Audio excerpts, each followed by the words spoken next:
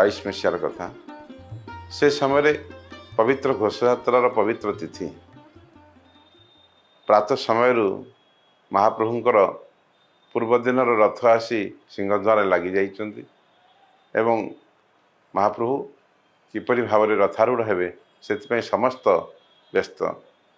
यही समय आमर मठर पाखरे मध्य किछि पुलिस अधिकारी अछन्ति एवं किछि माने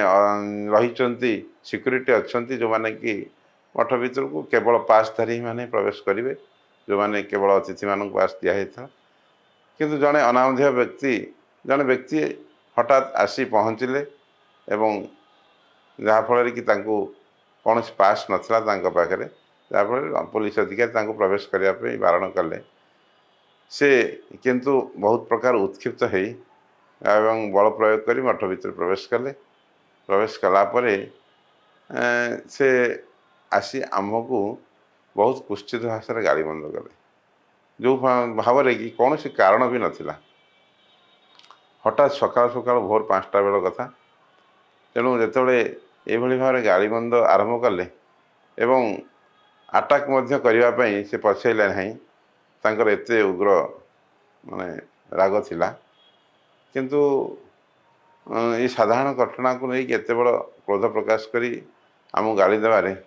आम मन भितर गोटे आसला कोह आसला एवं महाप्रभु प्रति गोटे अभिमान आसला। प्रकृत महाप्रभुंकर कि लीला गोटे साधारण गोटे लोक द्वारा आम सकाल सकाल आज पवित्र रथयात्रार अवसर में गाड़ी बंद कर कौन महाप्रभुंकर इच्छा। तेणु आमर चामर सेवा करने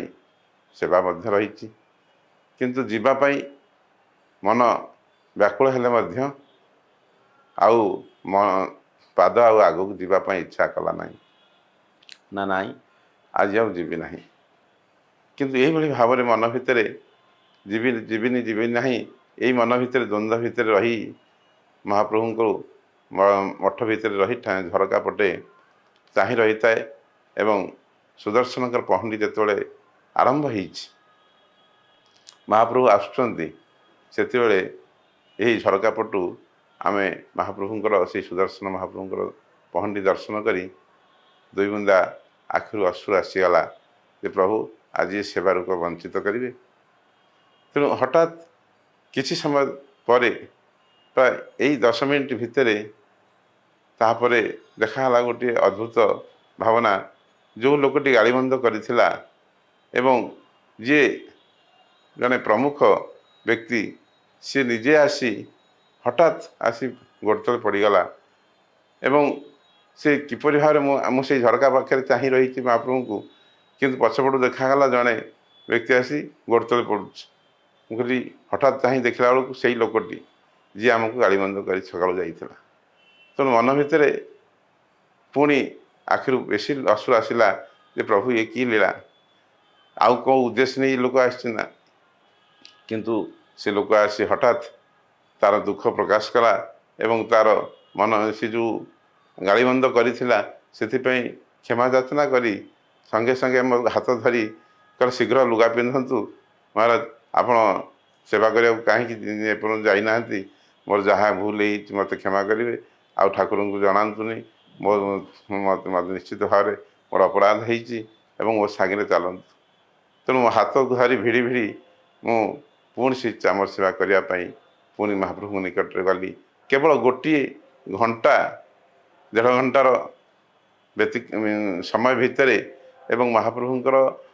सुदर्शनकर आगमन समय 2 टपा लुह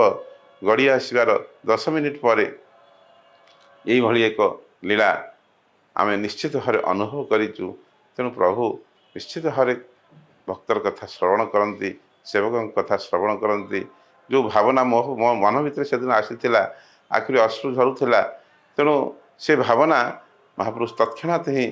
श्रवण कले एवं आम भितर पुणी से उत्साह उद्दीपना सृष्टि करैले पुणी से लोक द्वारा जदि से लोक व्यतीत आउ जी डाकी था मु संकल्प करी से दिन आमर सेवा को जीवी ना किंतु वास्तविक से लोक ही आसिले एवं किपरि भाव में मते पुणी तार दुख माने बुझी पारे तार भूल एवं मते सांगे सांगे पुणी भिड़ी नहीं गले ତାହା ହିଁ ମୋର ଗୋଟେ ବିରାଟ ଅନୁଭୂତି ଯେ ପ୍ରକୃତରେ ପ୍ରଭୁ ନିଶ୍ଚିତ ଭାବରେ ଅଛନ୍ତି ଏବଂ ଭକ୍ତର ଦୁଃଖ ନିଶ୍ଚିତ ଭାବରେ ଶ୍ରବଣ କରନ୍ତି। ଏହି ହେଉଛି ବଡ଼ ଅନୁଭୂତି। ଜୟ Jagannath. Exchange your old AC and take home a new power saving AC. Save up to rupees 10,000. Patro Electronics, Odisha's largest AC seller.